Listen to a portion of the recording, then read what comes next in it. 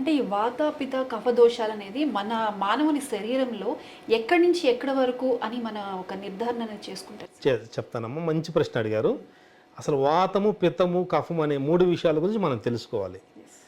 వాతము అనగా వాయువు, మన శరీరంలో ఉండేటువంటి గాలి, ఎయిర్, గాలి యొక్క లేక వాయువు యొక్క స్వభావాన్ని వాత స్వభావం అంటారు. ఆ వాయువు అనేది అధికమైందనుకోండి, వాతము ప్రకోపించినది అని అంటాం. వాయువు ఎక్కువైనప్పుడు మనం ఉదాహరణకి ఇంట్లో గుడ్డలు ఉతుకుంటామమ్మా, ఒక తడి గుడ్డని నీళ్ళలో ముంచి ఒక దండం మీద ఆరేద్దాం. ఆరేసి ఏం జరుగుతుందమ్మో, ఒక సాయంత్రానికల్లా ఆ గుడ్డ ఎంత ఏమవుతుంది, ఆరిపోతుంది.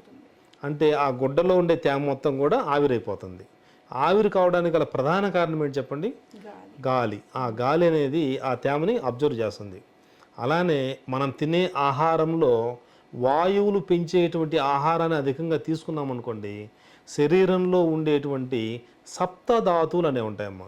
రసము, రక్తము, మాంసము, మేధ, అస్థి, మజ్జ, శుక్ర లేక ఆర్త, ఈ 7టిని సప్తధాతువులు అంటారు.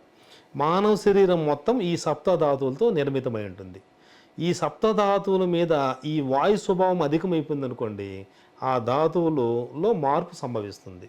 ఇప్పుడు ఉదాహరణకి ఎముక ధాతువు, అస్థి ధాతువు అనుకుందాం.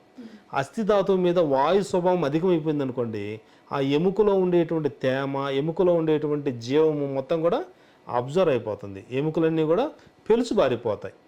వాతం అధికమైపోతే ఏమవుతుందండి, ఎముకలన్నీ వీక్ అయిపోతాయి. ఆ వీక్ కావడం వల్ల మనకు నొప్పులు ప్రారంభమవుతాయి. నడుము నొప్పి, మోకాలు నొప్పి, కాలు నొప్పులు అన్నీ కూడా. అంటే మనం తినే ఆహారంలో వాయువు శాతం అధికమైపోతే శరీరంలో ఆ యొక్క పరిస్థితి ఎముకల మీద పడిందనుకోండి, ఎముకలన్నీ కూడా అబ్జర్వ్ అయిపోతాయి. ఎముకలలో ఉండేటువంటి తేమ మొత్తం కూడా అబ్జర్వ్ అయిపోయి పొడి పారిపోతాయి. ఇందాక గుడ్డ ఎట్లా అయితే ఆరిపోతుందో, ఎండిపోతుందో, ఎముకలు నాణ్యంగా ఉండవలసిన ఎముకలన్నీ కూడా వీక్ అయిపోతాయి. అప్పుడు ఎముకలకు సంబంధించిన నొప్పులు అనేవి ప్రారంభమవుతాయి. అలానే కండరాల మీద పనిచేస్తుంది అనుకోండి, కండరాలన్నీ కూడా బిగుచుకుపోతాయి, నడక ఉండదు. నరాల మీద పనిచేస్తుంది అనుకో, నరాలు కుంచుకుపోతాయి. రక్తం మీద పనిచేస్తే రక్తం చెక్కబడిపోయి రక్త ప్రసరణలో మార్పులు సంభవించి స్ట్రోక్స్ వస్తాయి. ఈ విధంగా వాతం అధికమైపోతే ఇటువంటి పరిస్థితులు ఏర్పడతాయి. సప్తధాతువు మీద ఈ వాత స్వభావం అధికమైపోతే, దోషాలు ఎక్కువైపోతే ఈ జబ్బులు వస్తాయమ్మా. అలానే పిత్తము అనగా అగ్ని, వేడి, నిప్పు అని రకరకాల పర్యాయ పదాలతో మనం పిలుచుకోవచ్చు. మన శరీరంలో పిత్తము అనగా జఠరాగ్ని, హెచ్సిఎల్ అంటామమ్మా. మనం ఇంగ్లీష్ పరిభాషలో హెచ్సిఎల్. ఈ హెచ్సిఎల్ అనేది కడుపులో ఎంతైతే ఉండాలో అంతే ఉండాలి. అంత కాకుండా అధికమైపోయింది అనుకోండి, లోపల ఏమైపోతాయి, పేగులు. ఇప్పుడు చర్మం మీద యాసిడ్ పోస్తే ఏమవుతుందమ్మా, ఖాళీ రంధ్రం పడ్డము, బొక్కపడ్డము, లేదంటే పుండు పడ్డం జరుగుతుంది. మనం తినే ఆహారంలో ఎసిడిటీ అధికమయ్యే ఆహారాలు తీసుకున్నాం అనుకోండి, లోపల ఎసిడిటీ పెరిగిందనుకోండి, మన శరీరంలో కొన్ని రకాలైనటువంటి జీర్ణ సంబంధమైనటువంటి రోగాలు వచ్చేస్తాయమ్మా. అంటే అల్సర్లు రావడము, రక్తంలో ఎసిడిటీ కలగడము, ఎముకల్లోకి అదే ఎసిడిటీ ఎక్కువైందనుకోండి, ఎముకలన్నీ కూడా మంటలు వస్తుంటాయమ్మా. ఈ నడుము దగ్గర నుంచి తీపి తీస్తూ ఉండుద్ది, మంట, విపరీతమైన మంట ఉంటుంది కొంతమందికి. ఈ మెడ దగ్గర నుంచి మంటలు వస్తుంటాయి, ఎముకల్లో మంటలు వస్తుంటాయి. మంట వేరు, నొప్పి వేరమ్మా, గుర్తుపెట్టుకోండి.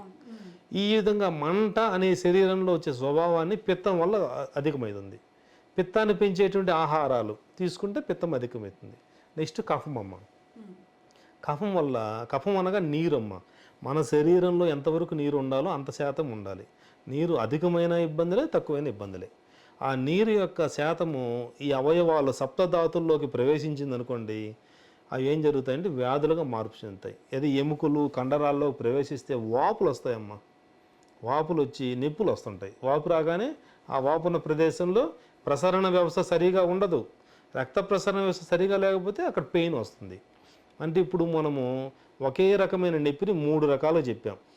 ఈ వాయువు అధికమైపోతే మటుకు వాత నొప్పులు, పిత్తం అధికమైపోతే మటుకు పిత్త నొప్పులు, కఫం ఎక్కువైపోతే కఫ నొప్పులు. అంటే అన్ని నొప్పులు ఒకటి కాదు. నొప్పులు కూడా 3 రకాలు ఉంటాయి: వాత నొప్పులు, పిత్త నొప్పులు, కఫ నొప్పులు. అందువల్ల మనం తినే ఆహారంలో విరుద్ధమైన, అంటే హెచ్చు తగ్గులు, మనకు సరిపడనివి, మనకు పనికిరానివి తిన్నామనుకోండి, మనకు ఈ యొక్క సమస్యలు అధికమవుతాయి. అందువల్ల ప్రతి వ్యాధికి మూలము ఆహారము. ఎవరు ఏ ఆహారాన్ని తీసుకోవాలో అదే ఆహారాన్ని తీసుకోవాలి. విరుద్ధమైన ఆహారాలు తీసుకున్నాం అనుకోండి, వ్యాధులు ప్రారంభం అవుతాయి.